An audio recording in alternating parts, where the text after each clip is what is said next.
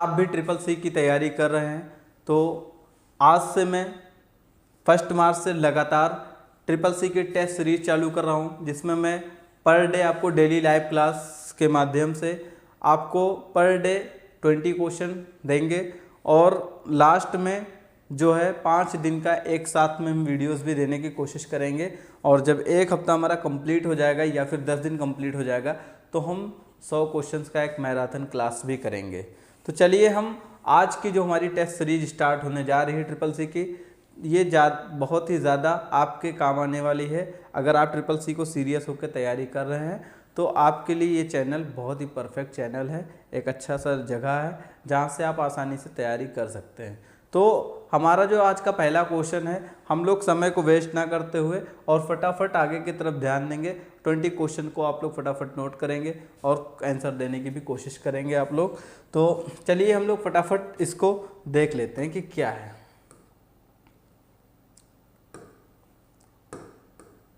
लिखा है रोबोटिक्स शब्द रूसी मूल के अमेरिकी वैज्ञान कथा लेखक आइजैक असीमोव द्वारा गढ़ा गया था। तो ये जो आपका सबसे पहला आंसर है, पूछा जा रहा है कि जो रोबोटिक शब्द है तो क्या रूसी के मूल अमेरिकी विज्ञान कथा लेखकों द्वारा मतलब विकसित किया गया था। तो ये बात एकदम बिल्कुल सही है, यानी इसका करेक्ट आंसर ट्रू है। नेक्स्ट हम क्वेश्चन देख लेते हैं। लिखा पीओएस मशीन में कौन सा प्रिंटर का प्रयोग होता है। पीओएस मशीन जो पॉइंट ऑफ सेल वाला मशीन होता है, जो बिलिंग करते हैं लोग, जब मॉल वगैरह में आप सामान खरीदते हैं तो एक छोटा सा प्रिंटर होता है जिसको हम लोग बोलते हैं थर्मल प्रिंटर। तो इसका करेक्ट आंसर जो है आपका ए है। फिर यहाँ पे देखिए एक क्वेश्चन है कोल्ड बूटिंग। यहाँ पे सिर्फ लिखा कोल्ड बूटिंग, यानी कोल्ड बूटिंग किस पर आधारित है। क्या रिस्टार्ट कंप्यूटर करने पर या स्टार्ट करने पर या शटडाउन कंप्यूटर पर या नन ऑफ दिस। तो जब हम कंप्यूटर को ऑन करते हैं फर्स्ट टाइम तो उसी शब्द को हम लोग कोल्ड बूटिंग कहते हैं, यानी स्टार्ट कंप्यूटर को कोल्ड बूटिंग कहा जाता है। लिखा सीपीयू मेमोरी किसे कहते हैं। सीपीयू का जो मेमोरी होता है वो किसको कहा जाता है। तो इसका जो आंसर है वो है कैश मेमोरी, यानी कैश मेमोरी को सीपीयू का मेमोरी, आप सीपीयू मेमोरी बोल सकते हो। यानी सीपीयू मेमोरी जब बोला जाए तो आप कैश मेमोरी, वहाँ पे शब्द आ जाएगा। तो इसका करेक्ट आंसर आपका कैश मेमोरी है। लिखा है 500 रुपए के नोट का रंग। अब 500 रुपए का नोट सब लोग देखे हैं, आपके पास भी होगा, हो सकता है जेब में भी रखे हो, तो आप तुरंत उसको देख सकते हैं कि 5 रुपए का नोट जो है स्टोन ग्रे कलर का होता है। किस कलर का? Stone grey. इसका करेक्ट आंसर बी है। फिर लिखा है 200 रुपए के नोट का आकार। जो 200 रुपए का नोट होता है उसका आकार यानी इसका साइज क्या होता है। तो उसका जो साइज करेक्ट होता है वो होता है 146 mm गुणे 66 mm, यानी 146 जो है उसकी विड्थ है और हाइट जो है वो 66 mm है। आप स्केल से 200 का नोट लीजिएगा, उसको प्रॉपर तरीके से नापिएगा, आपको ये वाला आंसर बिल्कुल करेक्ट निकलेगा। ओके, चलिए आगे की तरफ देख लेते हैं हम लोग फटाफट। लिखा डिजिटल डॉक्यूमेंट से क्या फ़ायदा होता है। अब डिजिटल डॉक्यूमेंट से क्या फ़ायदा होता है आप बताइए, खुद से सोचिए कि अगर डॉक्यूमेंट हम सारे डिजिटल कर लेते हैं तो उससे क्या फ़ायदा हमको है। तो मैं आपको बता देता हूँ। यहाँ पे देखिए लिखा है सेविंग द कट ट्री, यानी पेड़ों का कटना कम हो जाता है, क्योंकि पेड़ को काट के ही कागज़ बनाए जाते हैं और कागज़ जब बनते हैं तो आपके डॉक्यूमेंट भी तैयार होते हैं। तो जैसे ही आप डॉक्यूमेंट को अगर आप ऑनलाइन सिस्टम में रखते हो तो आपको अलग से पेड़ कटना कम हो जाएगा। क्लियर? तो इसका करेक्ट आंसर ये है, यानी इसका एक फ़ायदा पूछ रहा है तो यही फ़ायदा हम बता सकते हैं। अब 8वां क्वेश्चन की तरफ चलते हैं। लिया कंप्यूटर हैकिंग सही है। भाई देखो, कोई भी अगर किसी का कंप्यूटर हैक कर लेता है तो मेरे हिसाब से सही नहीं है, यानी गलत है। किसी का कंप्यूटर क्यों हैक करो, किसी का मोबाइल ऐप क्यों हैक करो, किसी का पासवर्ड क्यों चोरी करो। ये चोरी करना तो गलत हो गया ना, तो इसी तरीके से हैकिंग करना भी गलत है। तो इसका करेक्ट आंसर जो है क्या हो सकता है, आप लोग को मैंने बताया फॉल्स हो सकता है, बी। क्लियर, क्योंकि हैकिंग करना सही नहीं है। लिखा रोबोट शब्द का प्रयोग किसने किया था। जो रोबोट शब्द है, रोबोट आजकल बहुत आप लोग देख रहे होंगे, तरह तरह के रोबोट बन चुके हैं पूरी दुनिया में। तो रोबोट किस तरीके का शब्द है, यानी किसके लिखा रोबोट शब्द का प्रयोग किसने किया था, यानी किसने रोबोट शब्द का प्रयोग सबसे पहले किया है। क्वेश्चन नंबर 9 हमारा है। इसका करेक्ट आंसर आपको बता देता हूँ, केरल कैपेक। केरल कैपेक ने इसका प्रयोग किया था, इस नाम का, रोबोट शब्द का। यदि आपका कंप्यूटर हैक हो गया हो तो वो किस प्रकार का विषय है। अगर मान लीजिए आपका कंप्यूटर किसी भी तरीके से हैक हो गया तो आपको इसको किस प्रकार का विषय मानेंगे, गोपनीयता या सुरक्षा, विश्वास, नन। तो इसकी अगर हम बात करेंगे, हर कोई अगर सवाल उठाएगा कि भाई हैक अगर हो गया तो यानी आपके कंप्यूटर की सिक्योरिटी सिस्टम सही नहीं थी, यानी जो बंदा या तो जो ऑपरेट करता है उसने सिक्योरिटी सिस्टम को सही से मेंटेन करके नहीं रखा था।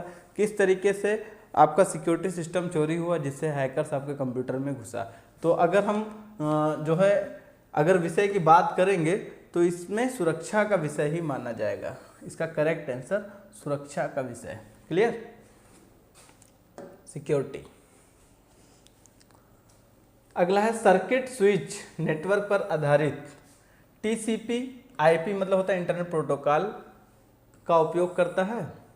तो जो आपका इसका करेक्ट आंसर है वो है फॉल्स, ऐसा बिल्कुल भी नहीं है। जो है सर्किट स्विच जो है कोई भी टीसीपी या आईपी का नेटवर्क का प्रोटोकॉल उपयोग नहीं करता है, अगर करता होता तो सही रहता।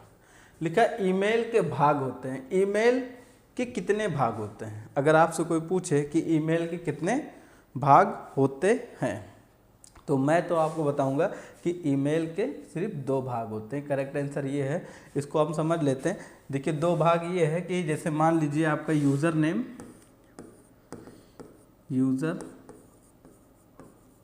यूज़र नेम और यहाँ पे देखिए @ लगा के जो भी आप लिखते हो gmail.com, तो ये एक हिस्सा आपका ये हो जाता है और एक हिस्सा ये हो जाता है। इन दोनों हिस्से को अलग करने में @ का इस्तेमाल किया जाता है। क्लियर, तो आप समझ गए होंगे, इसीलिए ईमेल को 2 हिस्सों में बांटा गया है। तो ईमेल के कितने भाग हो गए, 2। क्लियर। मैसेंजर किससे संबंधित है। मैसेंजर, अगर मैसेंजर की बात कर लेते हैं तो मैसेंजर किससे संबंधित है, आप बताइए। क्या गूगल से संबंधित है, क्या फेसबुक से, या व्हाट्सएप, या नन ऑफ दिस। तो जो मैसेंजर है तो सबसे ज़्यादा जो मैसेंजर की जब बात आती है तो वो है फेसबुक मैसेंजर की बात आती है। तो फेसबुक से संबंधित ये चीज़ है। Clear, Facebook messenger. लिखा ALU CU CPU का एक भाग है, बिल्कुल, यानी CPU का भाग, CU मतलब कंट्रोल यूनिट, ALU मतलब अर्थमेटिक लॉजिक यूनिट, और ये CPU तो आप लोग जानते हैं सेंट्रल प्रोसेसिंग यूनिट। ये तीनों चीज़ें क्या हैं, CPU के ही भाग हैं। करेक्ट है। लिखा सर्च इंजन का उपयोग खोजने के लिए किया जाता है।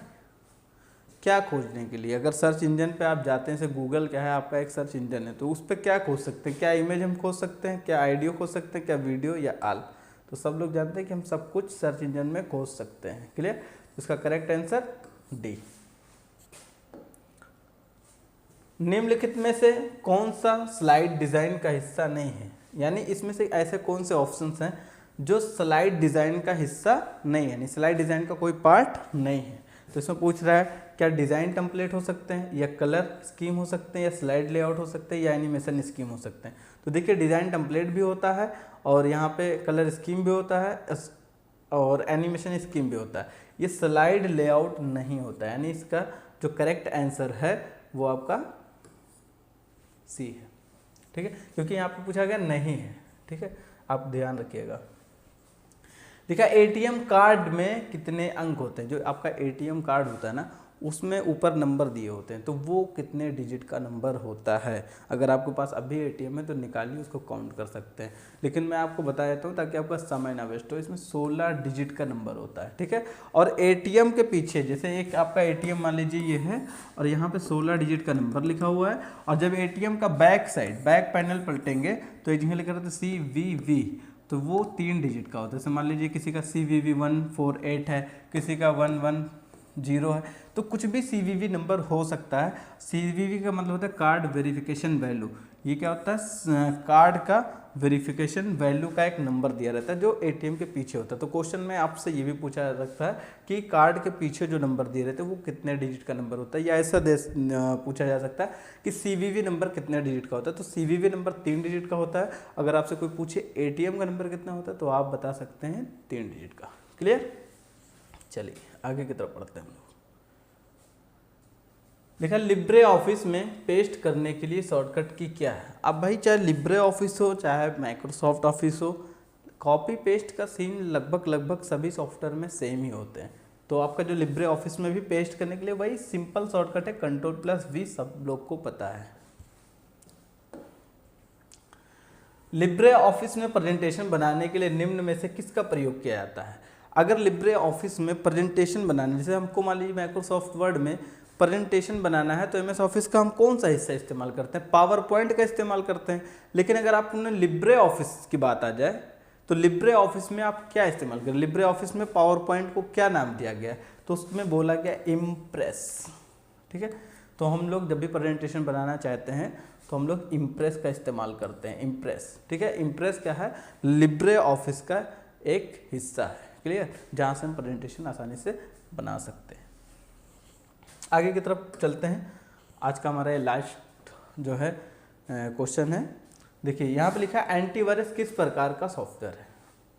तो एंटीवायरस एक अगर हम बात कर लें, एंटीवायरस जो होता है वो यूटिलिटी सॉफ्टवेयर का प्रकार होता है, एक तरीके का ये यूटिलिटी सॉफ्टवेयर है, मालवेयर वगैरह नहीं, मालवेयर एक वायरस का नाम है, ठीक है। तो यूटिलिटी सॉफ्टवेयर आप इसको बोल सकते हो, ठीक है। तो आज का ये हमारी पहली सीरीज़ थी, ये कंप्लीट हो गई। मैं कल आपको नेक्स्ट सीरीज़ इसका पार्ट 2 दूंगा। तो लगातार हम इसमें डेली लाइव क्लास में आएंगे और एक सीरीज आपको पर डे मिलती रहेगी। और आप लोग अगर नए हैं हमारे चैनल पे तो प्लीज़ चैनल को सब्सक्राइब कर लें।